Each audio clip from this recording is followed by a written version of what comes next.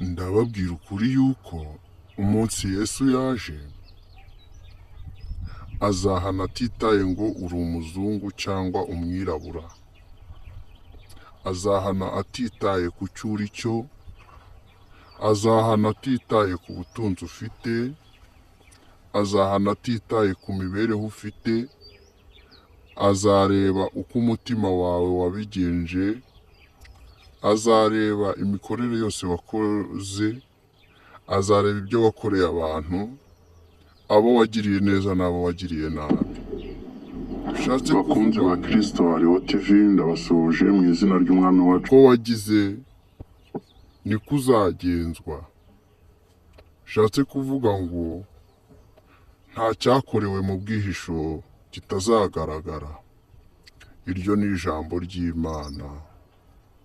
Turishimiye Imana.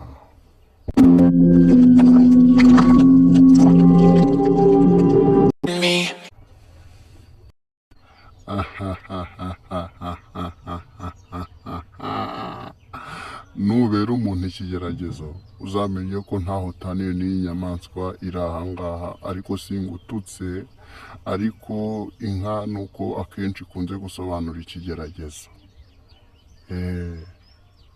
Urajya uba umuntu mwiza kugira ngo uzagirire umugisha ku Uwiteka.